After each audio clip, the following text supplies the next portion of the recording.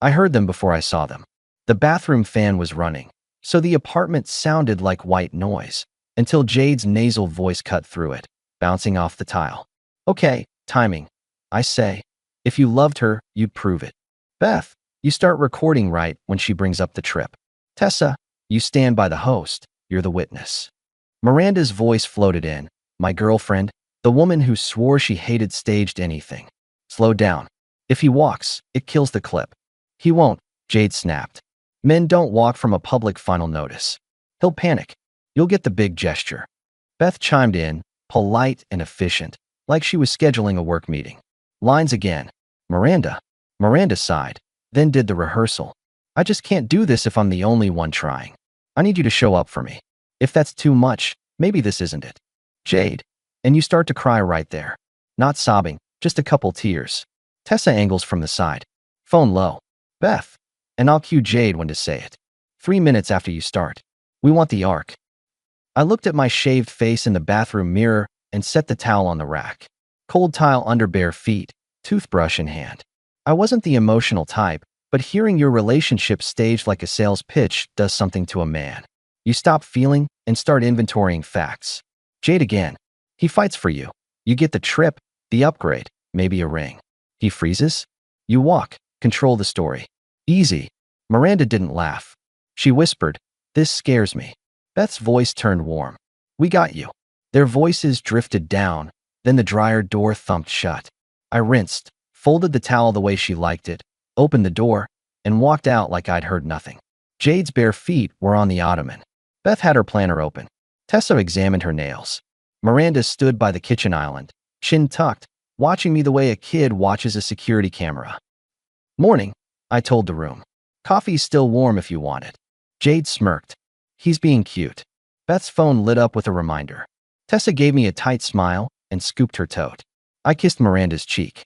She let me, which told me all I needed. I smelled hairspray and something fake vanilla. She asked, quiet, you good? I'm fine. We have the rooftop tonight, Beth called from the door. 7. Dress nice. Sure, I said. If I'd known where this was headed, I'd have ordered a helmet. They thought I meant the crowd or the music. I meant something else entirely. By noon, the apartment had that hollow echo places get after company leaves. Miranda was at the counter, tapping through her phone. I poured a second coffee and took the stool across from her. She didn't look up. So you're wearing the blue shirt? Probably. You could try something sharper, like a Kevlar vest. Her eyes flicked to mine, then back to the phone. Funny. It's a nice venue. People dress up. I'll be presentable, I told her. And let's clear a few things. We take separate cars. We arrive and leave on our own timelines. I'm not holding a camera. I'm not in anyone else's. And we'll be there 1 hour. Tops. Her thumbs froze. She blinked. What? You heard me. So now you make rules for my friend's event? I'm making rules for myself, I said. 1 hour. Separate cars. No filming me. If phones go up, I go down the elevator. She stared at me like I'd switched languages. You're being weird. I sipped. Or I'm being clear. That sounds controlling. Set a timer if it helps. She pushed the phone away. You're not paying attention, Nate. Lately it feels like I have to drag you into life. And now you're cutting time with my friends? What? Because your friends treat gatherings like a stage and I dislike being used for props, I replied. 1 hour is generous.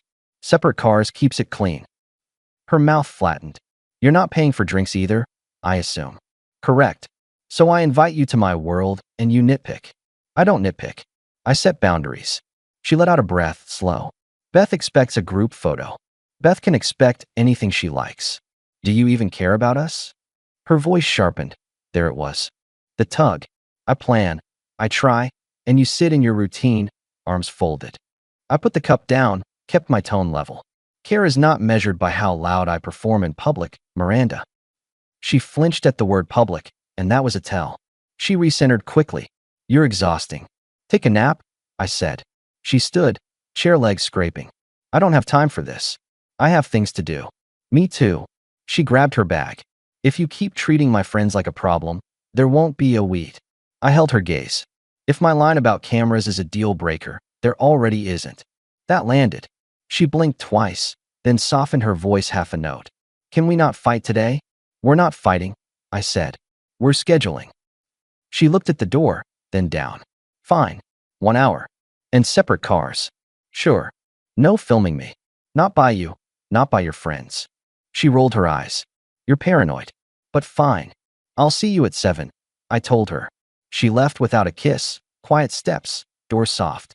I finished the coffee, opened my calendar, and crossed off tomorrow's brunch with her friends.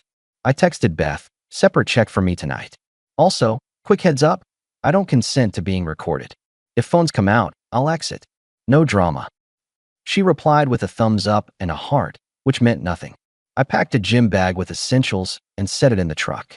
Marcus called as I was locking up. You sound like a guy changing a tire, he said. You lifting iron or a situation? Situation, I said. How bad? Bad enough I'm making a list. Marcus grunted. Bring it by the shop. We'll talk while we cut steel. I drove. At the shop, the air always smells like heat and oil. Marcus hunched over a drill press, sleeves rolled. He's a big man with a laugh like a bark and the patience of a math teacher. Over here, he called. I made coffee that could file a complaint. I set the travel mug aside, grabbed an apron out of habit, and started clamping a sheet. Machines were, mine settle. He watched me measure twice before drilling. So, he said over the noise. What is it? Let's say someone is planning a public demonstration to test my feelings, I answered. Let's say it involves witnesses and phones. Cute, he said. Like a proposal, but worse. Exactly. What's the play? I heard them staging lines, I said. I'm not supposed to know. Tonight they'll try it. They think I'll panic and pay for something. Marcus snorted. They picked the wrong saint. I tightened the clamp. I'm not a saint. I'm just done being someone's footage. He nodded. So what do you need? Clear exit, I said. Logistics. If it happens, I take my things, I change my access. I control my money. I make 0 speeches. I'm not staying to negotiate. You moving out? I'll give myself the option, I said. I already packed enough to sleep elsewhere. I'll transfer the utilities I cover back to me and cancel anything that ties me to her schedule. Good, Marcus said. Call me if you want a hand. We can move a couch after dinner. No need tonight. I'm not hauling furniture. Just papers, tools, clothes. The rest can wait. He watched me line up the next cut. You going to call her out? Only if they press the button, I said. If she does it, I'm calm. I accept, I exit. If they push, I explain exactly what I heard and when. No raised voice. No theater. Marcus grinned. You're cold. Warm never worked, I said. I tried warm last month. It got translated as permission. You want me nearby? Stay by your grill, I said. I can do basic moves without a wingman. He wiped his hands. You're not worried she'll spin it later? She will, I said. I'll speak once, clearly, and leave. We finished the cut. Around lunch, a familiar scent moved through the doorway. Miranda, soft steps on concrete, carrying a brown bag like a peace treaty. She offered a cautious smile. I brought you something. Marcus shot me a look and retreated to the back like a man who understands when to be furniture. Miranda set the bag on the workbench. It's the sandwich you like, she said. I know you forget to eat when you're buried in projects. I leaned on the bench. Appreciated. I was abrupt earlier, she said. I want a night to be fun. Fun is a strong word. She tried to laugh. Pleasant, at least. What changed between you're exhausting and let's be pleasant? She fidgeted with a loose thread on her sleeve. I don't like when we feel off. It rattles me. Then don't rattle us, I said. She nodded, eyes shining a little too quick. For what it's worth, I told the girls to leave the heavy talk for another day. We can just hang. Good, I said, and let it sit. She glanced at the shop floor. The place looks intense. You sure you're okay? I'm fine. She reached into her tote to pull out napkins, and a small foldable tripod clinked against a water bottle. She froze half a second, then palmed it deeper like she was moving a pen. New hobby? I asked mild. Oh, she said too quickly. Tessa asked me to hold something for her. I nodded. Of course. She recoiled from my tone like it had teeth. Do you want me there tonight or not, Nate? You can be wherever you like, I replied. I'll be there an hour. She took a breath, forced a smile. I'll see you at 7. Drive safe. She left behind the sandwich and a scent of carefully staged calm. Marcus reemerged, eyebrows climbing. He tapped the bag. That's either kindness or bait. It's both, I said. But I eat anyway. We shared the sandwich. I changed my phone settings. I moved a few essential contacts from our shared cloud to my separate backup. I also moved the envelope of cash I kept in our safe into my inner jacket pocket. Not because I was hiding, but because I was done being surprised. Before closing up, I texted Roy, the bartender who runs the rooftop as tight as a ship. Put my tabs separate. Heads up, I'm not in the mood for surprise videos. He responded with a single thumbs up, and it got you. The rooftop always pulls the same crowd, everyone pretending they're not watching everyone else. The elevator doors opened to fairy lights, music, and a wind that smelled like rain had second thoughts. Beth waved the moment I stepped out. She had a dress that said, "Responsible with plans to become irresponsible." Jade stood next to her in a color people choose when they want to be noticed. Tessa hovered, phone in her palm like an extra finger. Miranda's posture was perfect, chin up, smile light. She looked like someone who had rehearsed her own face. Finally, Jade announced, loud enough for the nearest tables to hear. We were placing bets. On what? I replied. On whether you'd show it all. Always nice to walk into faith, I said. Beth leaned in for a cheek kiss, then glanced behind me. Just you. Separate cars, I said. We have different bedtimes. Beth's smile stiffened. Tessa lifted her phone and then set it down quick, a reflex interrupted. Roy popped up like he can smell tension. Beer. Water to start, I told him. And my tab stands alone. Already set, he said, and slipped away. We took a corner high top. The lights of the city made everyone look like a better version of themselves, for a minute at least. Jade tapped her nails on the table. Tessa watched the door. Beth told a quick story about her manager. Miranda laughed in the right places, hand on my forearm a second too long, then gone, calculated. Small talk died fast. It always does when a group is waiting for their planned event. I took in the angles. Beth's toed under the stool, half open. Tessa's camera app preloaded but dim. Jade's phone set inside a highball glass, lens aimed outward, pretending to be a coaster. And Miranda, checking the time on her screen, as if there were a script. The first drinks came. A trio of women I didn't know drifted close, then pretended to look at the skyline. Witnesses. Jade straightened. Miranda placed her glass down with care, and I could hear the switch flip inside her. I need to bring something up, she said, just loud enough to carry. Do you? I replied.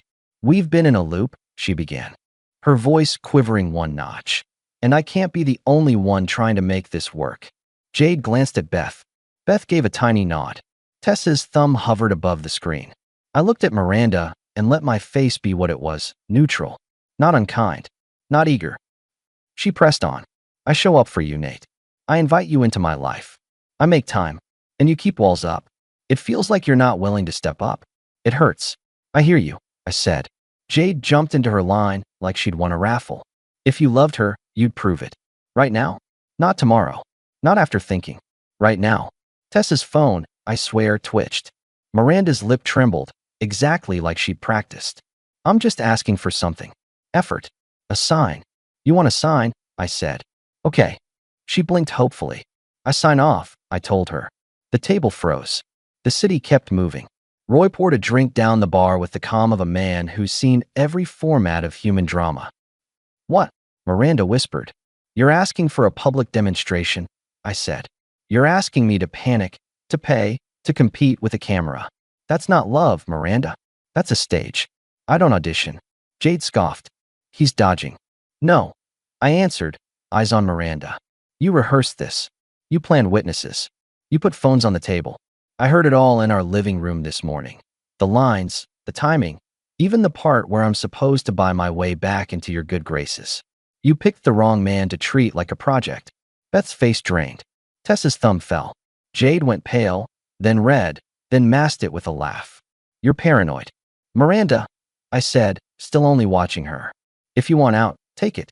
You don't need to manufacture a cold open. Say it plainly, and I'll make it easy. She stared at me, shock giving way to calculation. This is not what I meant. I accept, I replied. No scene. No debate. We're done. People around us were trying not to stare. That's the thing about public drama. It eats the air. Roy took 2 steps closer, slow, like a referee who doesn't need to blow the whistle yet. Miranda reached out toward me, half a move, then pulled back. Nate, You're twisting. You staged a test, I said. You wanted to force a gesture you could clip and keep. You can have the moment. It just won't be the one you planned. I took my wallet, set my part of the tab in cash. Roy, we're square. We're square, he said, voice low. I stood. Chair legs scraped. The small kind of thunder people never forget. I looked at Miranda one last time. Not angry, just finished. I meant what I said earlier today. If phones go up, I go down the elevator. Now I'm adding one thing. I don't negotiate with people who try to embarrass me for points. She whispered, Raw, now you're leaving? Yes. Can we talk privately? She asked, voice wobbling like a bridge. Not here. Outside, I said. 2 minutes. I walked away, and the rooftop bent backward to watch. Behind me, I heard Beth hiss to Jade. You promised he wouldn't walk. Jade muttered something sharp. Tessa closed her camera app like it burned. The hallway outside the rooftop was concrete and quiet. The city hum seeped through the glass, and the elevator numbers slid lazy. Miranda came out alone, steps clipped. She stopped 3 feet from me, shoulders squared. For once, no audience. She tried a small smile that didn't reach her eyes. Let's not be ridiculous. We're past ridiculous. I didn't mean to hurt you, she said quickly. It was supposed to be a conversation starter. That wasn't conversation, I replied. That was a trap with lighting. She swallowed. I panicked because you've been distant. I wanted you to show me I matter. I showed you, I said. I showed up when your father was sick. I showed up when your car wouldn't start at 5 a.m. I show up quietly. That never makes the clip. Her eyes glistened again. The second illusion, this time syrup thick. I'm sorry, she whispered. I got scared, and the girls got into my head. I told them to stop, but they pushed. Your friends didn't download the tripod into your bag, I said. You did. She bit her lip. It's over a stupid video. Can you not throw us away over one mistake? I pulled my keyring out. I took off her spare and held it up. Keys. She startled. You can't be serious. I am. Give me mine. You'll get your things back clean. I'll box them. Box my what? Are you moving? I'm leaving the apartment tonight, I said. I'll sleep somewhere else. I'll pick up my tools, files, and clothes this week. You can keep the couch. I don't need it. Her face flushed. You're making this huge. Nobody leaves over a spat. Spats don't involve ring lights, I said. The elevator dinged. Roy stepped out, then paused when he saw us, pretending to check a light fixture. He's good at being a human camera that chooses not to record. Miranda glanced at him, then leaned in, voice softer than I'd heard in weeks. Please don't do this. I'll delete everything. I'll tell them to back off. You'll what? I'll take the trip off the table. I'll stop pushing. Just don't walk. That's not how this works, I said. You don't get to gamble respect and then bet my patience to cover losses. Her mouth hardened. So what, you win? You get to make me look awful in front of everyone. I didn't tell anyone what you did, I replied. You did, by inviting half the room to watch you try to make me earn you. She laughed once, empty. You're unbelievable. I'm consistent, I said. I told you an hour. I told you no cameras. I told you separate checks. You pushed anyway. I was trying to keep us alive. You were trying to win me like a contest. Roy finally spoke, gentle but firm. Phones were up, Miranda? He called it before he walked in. She flinched at that. She dug in her purse, pulled out my spare key with a frustrated yank, and pressed it into my palm. You're not the only one who can leave. I know. I'm not chasing, she said. You just did, I answered. She looked at my face, searching for a door that wasn't there. When she found none, she turned, squared her shoulders, and walked back to the party. Roy watched her go, then glanced at me. You good? He asked. I'm in motion. You want me to run interference if they follow you? No need. He nodded. For what it's worth, you did the clean version. I know only one way, I said. I took the stairs down slow. On the second landing, my phone buzzed. Marcus, well? I texted back. It broke. I'll be by in 20 to grab the spare dolly. He replied with a thumbs up and a knew it. I didn't go home for a scene. I went home to work. I parked in the alley, under the light that flickers. Inside, the apartment had the off-balance quiet of a place waiting for someone's voice to change its temperature. I didn't plan to give it one. I pulled empty boxes from the hall closet, set them on the table, and started with what mattered. Tools, files, one shelf of clothes, one drawer of toiletries. No drama, no digging through memories. Only essentials. 15 minutes in, the neighbor, Mr. Alvarez, knocked. He's in his 70s, retired electrician, greets everyone like he's been waiting to introduce himself. "Nate," he said, seeing the boxes. "You moving or just practicing for a fire drill?" "Moving enough," I said. He squinted. "You need a hand?" "I got a dolly that's older than me." "I'm good, thank you." He nodded at the open door. "The young lady used to bring in a lot of shopping bags." "She likes events," I said. "And you like leaving them," he said with a little smile. I always said, two types of people. Those who go to the party for the room, those who go for the mirror. I'm choosing a different room. Smart. His smile faded, honest concern replacing it. "You okay?" "I don't need okay," I said. "I need done." He let out a small laugh. "That's a new one. Good luck, son." He left me to it. I labeled each box like I label everything. I took my passports, my insurance folder, the spare checkbook, and the envelope I usually leave in the safe. I took the photos I liked because they were honest. No angles, no poses, just two people laughing at something off camera. Those are rare, and they hurt the most when you realize what they didn't capture. At 9:30, the front door opened. Miranda stepped in, heels in her hand, mascara neat. That told me she'd stopped in the bathroom upstairs to make her face say fine for the hallway. She looked at the boxes. "So you're serious?" "I am." She dropped her keys in the bowl with a sharp clink. "This is pathetic." "You plan to humiliate me in public," I said. "Packing quietly is the opposite of pathetic. You're overreacting." "I'm reacting exactly to scale." She threw her toad on the counter. "What do you want? An apology?" "Fine. I'm sorry. I was wrong." "Happy." "I don't need you to say the word," I answered. "I needed you not to do the thing." "What if I tell everyone it was a misunderstanding?" she said, desperate speed creeping in. "What if I delete the group chat?" "I don't need you to rewrite it. I need you away from me." She folded her arms, chin jutting. "You act like you're above drama, but you love this. You love feeling like the rational one while I look unhinged." "I don't love any of this," I said. "I love respect. I go where it lives." "You will miss me," she warned low. "I'll miss who I thought you were," I said. "Not this." She moved closer, less performance now, more raw bargaining. We were talking about moving in together deeper. We were talking about holidays, plans. "You're walking away from all of that because of one bad night." "This wasn't one night," I said. "This was weeks of cold, then jokes at my expense, then ignoring what I asked for, then tonight. It's a line, not a dot." "You're so clinical," she spat. "I'm precise," I said. She looked at the boxes again, at the empty space on the shelf where my files had Saturday. "Where are you going?" "Temporary place over the shop," I said. "Then we'll see." She shook her head. "I told you I would delete it." "That doesn't unstage it." "I can fix this," she insisted. "Just tell me what to do." "Stop playing games," I said. "But I'm not staying to watch." The hallway light flickered again. Mr. Alvarez's door opened and closed quietly, like even the building was listening. Miranda's voice dropped to a whisper edged with temper. "If you walk, I will own the story. You'll be the man who bailed on a woman trying to save them." I met her eyes. "Or I'll be the man who refused to dance on command. Either way, I'll be the man who left." She went still. "You won't even fight." "You're not worth a fight," I said. "You were worth a life. You opted for a clip." She stared at me, and in that moment I could see it click. The game stopped being fun when the ball didn't come back.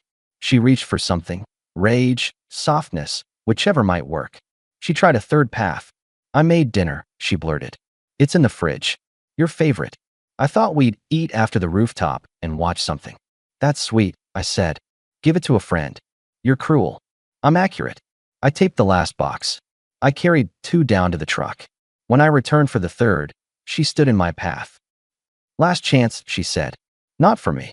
I stepped around her. At the door, I paused. "I'll come tomorrow noon for the rest. If you're here, be decent.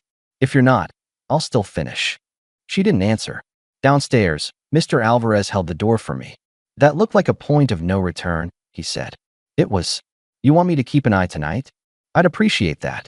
Consider it done." He patted my arm with the comfort of a stranger who's seen every version of neighbors leaving each other. I drove to the shop. Marcus met me at the back. "She try for a round 2?" he asked. "She tried 3 rounds." I said. "Apology, sweetness, threat. What did you pick?" "None." He grinned. This is why I like you.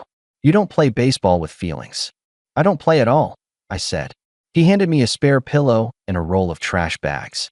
Guest suite, he deadpanned. I slept on a couch that smells like sawdust and decisions. I slept easy. At 11:59, I parked in our spot one last time. The sun made the building look nicer than it deserved. I took the keys and boxes and went up. Miranda was home. She had a mug in her hand and the news on low, like a set dressing. She looked like she hadn't slept. "Here we are," she said. "Here we are. I thought you might cool off. I thought you might think." She set the mug down. "I did. And I realized you're punishing me because I didn't do relationships the way you like. You want private, quiet, old school. I want vibrancy. That's not wrong. You can have vibrancy without humiliating the person you claim to care about," I said. "You chose the shortcut." She swallowed. "I can learn." "You could have learned before you hired an audience," I said, then caught myself. I said I wouldn't do speeches.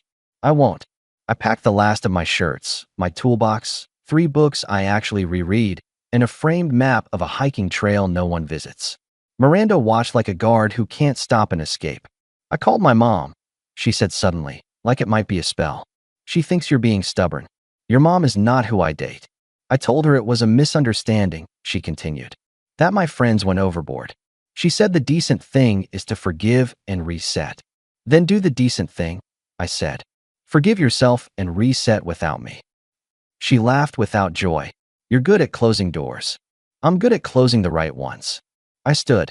The apartment looked wrong, like a stage after a show ends. Glitter on the floor, lights too bright.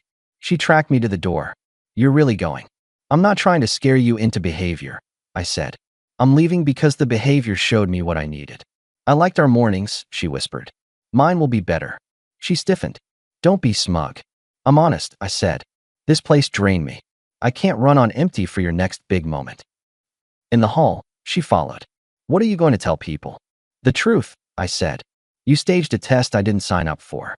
I declined to participate. We ended it. You'll make me look bad." "You did that." She went quiet, then tried one last card. "You promised me we'd build a life." "I meant it," I said. "You built a stage." "Nate." I stopped. She stood there barefoot, mug in hand like a shield she'd forgotten she was holding. There was a second where I pitied her. Then I remembered the morning rehearsal. "This is the last line," I told her. "You wanted me to prove love in public. I'll prove something else instead. I respect myself." Her eyes flashed. "You'll regret this." "No," I said. "You'll repeat it with someone else until someone else leaves too. Or you'll learn. That part isn't my concern." I turned, stepped out, and didn't look back. A few months later, my mornings were early and simple. The shop moved into a bigger unit. I hired a second pair of hands. Marcus stopped calling my coffee a complaint. I rented a small townhouse with a porch that needed paint and a garage that made me feel wealthy. There was no stage in it. Only tools, quiet, and a couch I chose. On Saturdays, I met a friend group at a park where nobody tried to film anybody. That's where I met Erin. She's not a savior or a prize. She's a person who asks clean questions and likes the no-frills diner 2 blocks down. We make plans and keep them. She laughs without aiming it at the room. When I say, "No cameras," she says, "Why would I?" I heard through the grapevine that Miranda's channel dried up for a while and then came back with softer captions about lessons. Half the friend group drifted. Beth moved in with someone who hates rooftop nights. Jade tried a short-lived series about testing partners and got roasted in her own comments. Tessa started a photography class and got quiet, in a good way. Sometimes I pass our old building on a delivery run. Mr. Alvarez waves like he does for everyone. Last week he yelled from the stairs, "The new guy carries more shopping bags than the last one." I smiled and told him to invest in a bigger dolly. At night, on the porch, Erin reads and I sand a piece of walnut for a table commission. Life is ridiculously straightforward when you cut out everything that makes it crooked. People think leaving is loud. Sometimes it's the quietest, cleanest thing you do. I didn't get the big romantic scene. I got something better. I got to keep my self-respect and my time. Those are expensive, and I don't bargain them off for applause. The last thing I told Miranda, the thing I stand by, is the only closing line I needed.